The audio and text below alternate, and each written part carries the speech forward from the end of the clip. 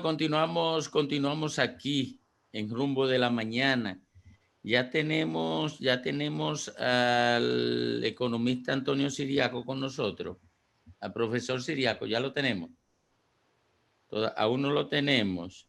Sí, está conectado ya. Ya está conectado. Profesor, ¿no se escucha? Sí, se escucha ahora. Ok, bienvenido a Rumbo de la Mañana. Un placer tenerlo con nosotros. Igualmente, Domingo, don Fafa Taveras, Patricia, ¿cómo tú estás? Francis también, estamos por aquí. Y demás, ¿no? Mire, profesor, nosotros estamos tratando de analizar el tema de los precios. En principio, eso fue uno de los temas colectivos de este espacio. Y quisiéramos que una mente cultivada y lúcida del ámbito económico nos ayude a comprender lo que está ocurriendo en el mercado con los precios. Mira, Domingo, precisamente ese tema yo lo estaba discutiendo con mis alumnos desde el día de ayer. Incluso temprano hoy tenía docencia, muy temprano, a las 7 de la mañana. Hicimos algunos gráficos para comprobarle a los estudiantes que lo que está ocurriendo en estos momentos es fruto precisamente de una depreciación del tipo de cambio de la moneda, que está incidiendo en los costos de producción de los principales productos, alimentos, por ejemplo, que tienen grandes componentes importados.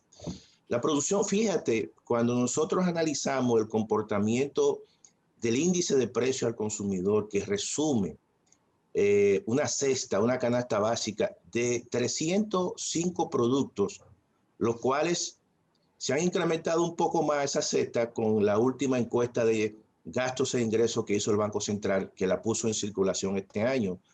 Alrededor de 325 productos conforman la famosa canasta básica familiar. Y a eso se le da seguimiento. Pero ¿qué está ocurriendo en estos momentos? Que el componente alimentos se ha venido, el incremento en los precios ha sido mucho más rápido que el incremento en los precios en sentido general de todos los productos que están en la cesta o en la canasta, ¿no? ¿Por qué? Bueno, hay una incidencia importante de del tipo de cambio. El tipo de cambio, cuando uno lo anualiza este año, la depreciación va a estar alrededor de casi un 12%. Oh. Y eso, y eso obviamente que está incidiendo en estos momentos en los componentes importados de muchos de los productos, por ejemplo, el caso del pollo, el caso de otros productos que utilizan el maíz, el trigo, y eso es lo que está ocurriendo. Y eso es consecuencia. Fíjate que hay otros elementos, y es porque llama la atención. Los niveles de ingresos han caído, producto de la crisis económica. Los niveles de desempleo son altos en la economía dominicana, de manera que no puede haber una especie de sobredemanda de productos. ¿Por qué? Porque básicamente hay un alto nivel de desempleo. Entonces, los precios de los commodities a nivel internacional han venido bajando. Es decir, que los precios internacionales de muchos commodities que sirven como insumo para productos importantes agropecuarios también se han venido bajando. ¿Qué es lo único que explica este incremento en los precios? Bueno, sencillamente el aumento del tipo de cambio y por otro lado, todo el sistema de comercialización que hay en la República Dominicana, de intermediación. Mira, en este país, durante las últimas décadas se ha invertido poco en comercialización. Los gobernantes se han básicamente concentrado en los aspectos de la producción, los aspectos de incremento en la productividad, en el financiamiento, pero no ha habido un proceso precisamente de establecer mecanismos de intermediación, y por eso tú encuentras que un plátano hoy en día a nivel de finca se lo pagan a 5 pesos, a 3 pesos, a 5 pesos, y cuando tú vas al supermercado puedes encontrar un plátano a 35 pesos. o a 44 pesos la libra.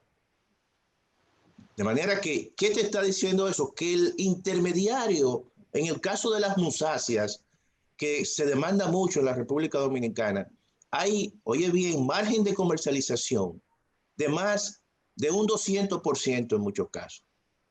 ¿Y quién se queda con eso? Bueno, se queda el intermediario, el supermercado, los grandes centros de abasto. Por ejemplo, los supermercados ya tienen línea directa que le compran directamente al productor. Entonces, ¿cuánto le pagan al productor? No le pagan 10 pesos el plátano, la unidad. No, se lo pagan a 5, se lo pagan a 3 y lo venden a cómo, lo venden a 20, a 25, a 30 pesos. Y eso es lo que está ocurriendo. Hay una especie de atomización en toda la intermediación. Entonces el Estado se ha retirado. Por ejemplo, yo creo que en estos momentos, y eso se debió hacer siempre, y mantenerlo de una forma u otra, de manera cíclica, hoy es reactivar esos mercados de productores que hacía el Instituto de Estabilización de Precios INESPRE. Tú puedes reorientar al INESPRE, pero sobre la base de que pueda incidir precisamente en la competencia que se da a nivel de la comercialización. Pero nosotros, ¿qué hicimos? Bueno, obviamente utilizamos el Instituto de Estabilización de Precios como un mecanismo, ¿verdad?, clientelar, político, pero su función no la reorientamos al aspecto de la comercialización que hace mucha falta. Hace mucha falta. Y déjame decirte te tengo que decir que a nivel incluso de América Latina y el Caribe, el incremento en los precios internos de los alimentos no solamente ha sido en la República Dominicana, sino también en toda América Latina y el Caribe. ¿Qué participación tiene el dólar? La reducción de nuestra generación de divisas en esto. Oye, este año, fíjate, el año pasado, Domingo, la República Dominicana recibió alrededor de 31,000 millones de dólares por los diferentes conceptos. Turismo, más de 7,800 millones. Zona franca, exportación de zona franca, más de 10,000 millones de dólares. Las remesas, un monto por encima de los 7,000 millones de dólares. Y todo eso, más otros, inversión extranjera, todo eso sumó 31,000 millones de dólares. Este año, solamente el turismo va a recibir entre 3,000 y 4,000 millones. Es decir, que hay casi 4,000 millones de dólares que la República Dominicana no va a recibir por el impacto del turismo, excepto el único renglón que ha venido creciendo dentro de esos renglones que yo te he mencionado de actividades, es la remesa de dominicanos en el extranjero. ¿Y tú sabes por qué? Porque eso no solamente ha ocurrido aquí en la República Dominicana, en México, en Guatemala, en El Salvador, porque en Estados Unidos el nivel de apoyo producto de la crisis que se le están dando a aquellos grupos que están desempleados, dentro de los cuales hay un 40% de latinoamericanos, llega prácticamente a 2.2 billones de dólares. 2.2 billones de dólares. Es decir, eso, perdóname, sí, Antonio, probablemente a eso se deba el hecho de que paradójicamente en medio de una pandemia, que los científicos dicen más que pandemia, sindemia, claro, las divisas en República Dominicana hayan estado aumentando las remesas. Claro, claro. Hacia acá. Así es, Patricia. Por ejemplo, ahora mismo a un desempleado en los Estados Unidos se le está dando un cheque de $1,250 mensuales. Y si tiene un dependiente de menos de 15 años, se le da un cheque adicional de $500. Y Trump lo está haciendo y lo hizo desde un contexto no solamente económico, sino político, porque hay un proceso electoral. Entonces, incluso los demócratas. Bueno, parece que se nos cortó la conexión con el profesor Antonio Siriaco, economista. Un momento importante de su intervención. Sí, sí. Vamos a ver si la recuperamos para entrar en la segunda parte con los compañeros, con la pregunta que tengan los compañeros.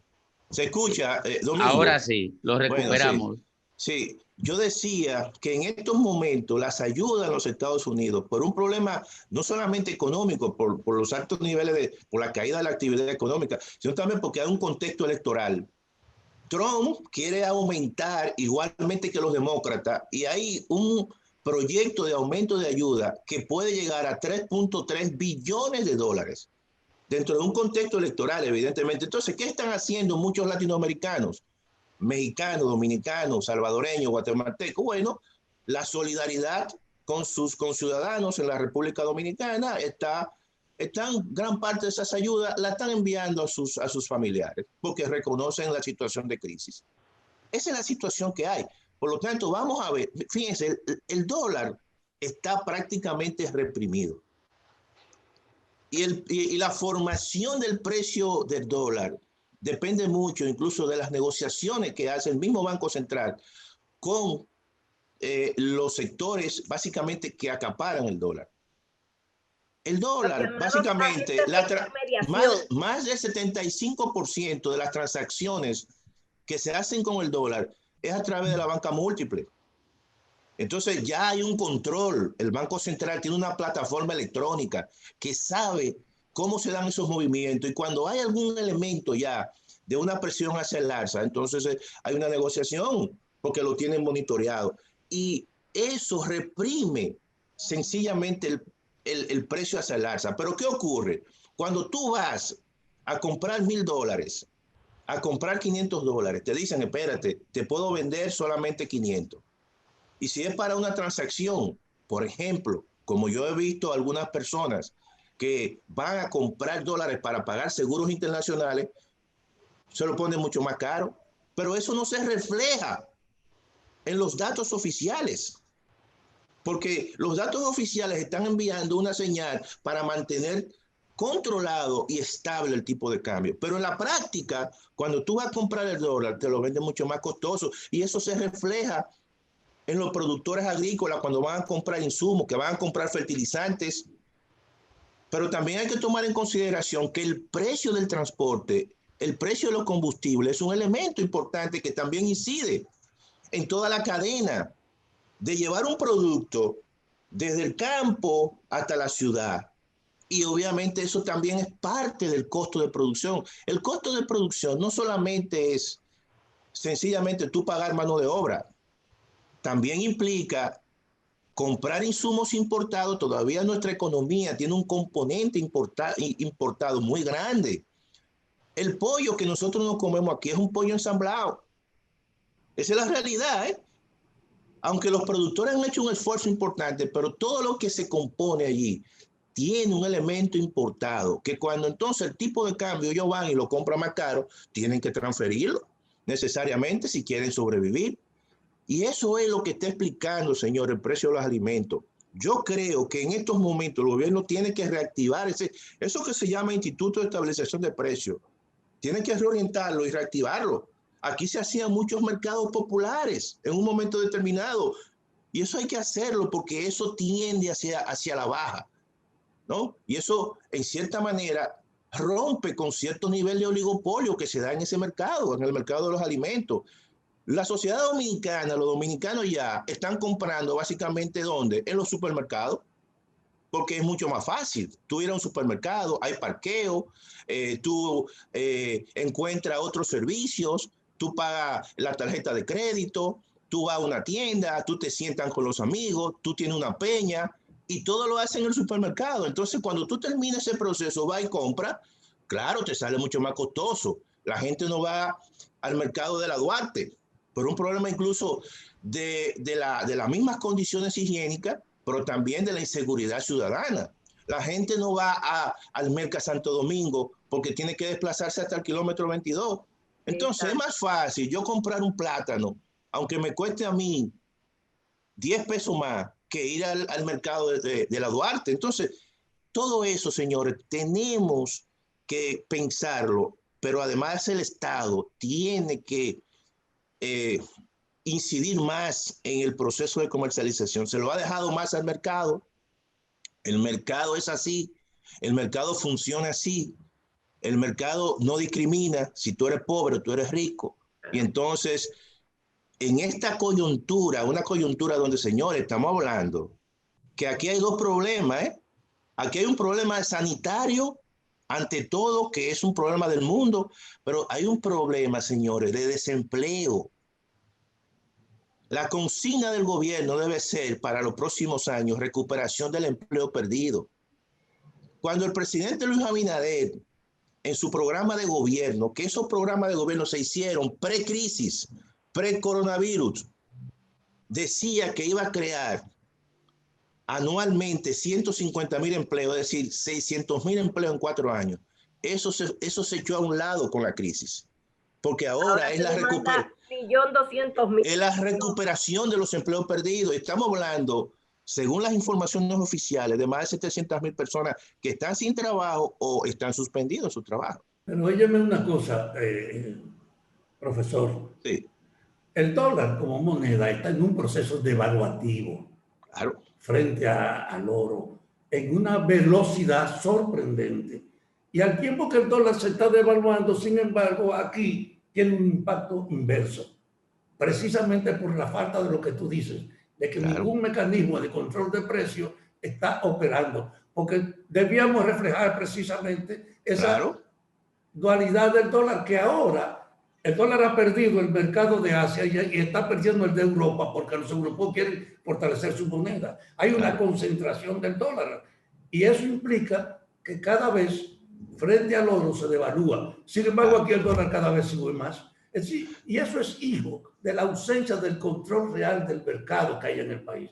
Eso es verdad. Yo creo, como tú dices, que el primer problema es fortalecer los controles internos del mercado, porque no hay razón para que se tolere esta subida de precios. No es por escasez, porque ahora hay menos compradores que antes. Así es. Hay un excedente. Y a pesar de eso, irracionalmente, estamos pagando las cosas que no debemos pagar más caras. ¿Qué tú crees que hay que hacer para la recuperación de esa institucionalidad que controle el mercado?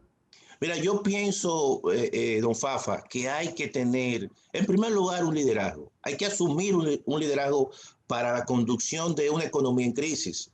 Eso es importante, ¿eh? Eso es sumamente importante, porque al final todo esto son grupos de intereses que tú tienes que controlar. Son grupos de intereses que tú tienes sencillamente que enmendar y decir, el Estado es el rector en esta situación donde precisamente se requiere una conducción del Estado. Porque si tú le dejas al mercado una situación de recuperación, si tú le dejas al mercado sencillamente que sobre la base de la oferta y la demanda pueda establecer algún mecanismo supuestamente de eficiencia, yo creo que te va a generar más desigualdad, más desempleo y no te va a resolver el problema. La especulación sin control. Sin control. Claro. Tú dijiste algo muy importante, Fafa. Es el caso del oro. La República Dominicana, a pesar de todo, es una economía muy diversificada. Y además, esa diversificación le da, a pesar de que somos pequeños, le da un poder importante, el cual le puede traer como consecuencia algo positivo, que es una recuperación más rápida que otros países. Oye bien, el presidente... Tiene el dólar aquí. Claro, tiene el oro aquí. Y tiene el oro aquí. ¿Tú entiendes? Nosotros tenemos la mina de oro de cielo abierto más grande del mundo y la que produce más oro en toda América Latina, por lo menos los datos dicen eso, que te produce todos los años 30 toneladas de onza Troy. Oye bien, cuando en el mundo el nivel de producción de oro de onza Troy es 3.300 onzas. Oye, y eso nos da un poder importante. Pero ahí está el problema. Mira, yo he estado diciendo que no era pedirle un avance a ellos, era reestructurar las relaciones. Claro. Porque la tendencia del oro que va a seguir subiendo de precio, y aquí hay una sumisión al compromiso. Y en vez de aprovechar esta situación del incremento del oro y de que nosotros somos los primeros productores, a replantear la participación dominicana. Eso es lo que procede. Claro, tú entiendes. Entonces, oye, Fafa, déjame decirte lo siguiente. O sea, el oro en esta coyuntura le da un poder importante a la República Dominicana. ¡Claro! Que uno no se puede imaginar. Pero las autoridades no lo saben. Tú sabes lo que a principios de este año tú proyectar un precio del oro, de la onza Troy, a 1.325 y el oro está a $2.000. Es decir, que pero esa además empresa, diciendo que la tendencia que puede ponerse hasta $10.000. Claro, y aquí entonces, estamos indiferentes a decir, vamos a rediscutir. Claro. ¿No te imaginas Claro, que entonces, Evo Morales en Bolivia se atrevió a recuperar la potencialidad de sus minas? Claro. Y eso fue lo que permitió crear una población que recuperó a los indígenas y a pesar de que lo derrocaron, mira cómo volvió a ganar. Y volvió. Aquí necesitamos una actitud frente a la defensa de nuestro oro, que no existe en el gobierno. Totalmente de acuerdo. Y déjame decirte la tendencia de los bancos centrales a tener más oro en esta coyuntura como reserva. La única reserva confiable es el oro. Claro. Ya el dólar no es reserva confiable. Entonces nosotros deberíamos también pensar el oro como un mecanismo de reserva y de fortalecimiento de nuestra moneda nacional. Claro, y eso va a présteme a don Antonio un ratico. Es que hay que aprovechar que don Antonio hoy nos ha dado una visión bastante amplia y general de lo que está pasando en torno al alza de los precios, el oro, y de verdad uno lo agradece, porque a veces con tanta información en el medio nos podemos confundir sobre la realidad de lo que está pasando. Don Antonio, estamos claros de la situación que estamos pasando. Vemos con preocupación también que los ingresos por recaudaciones han estado en una caída. Se señala en un 8.5% han caído, siendo aduanas el que más ha quedado impactado en este decrecimiento. Usted ha hecho dos opiniones, porque yo lo sigo a usted, don Antonio. Gracias. En las últimas semanas.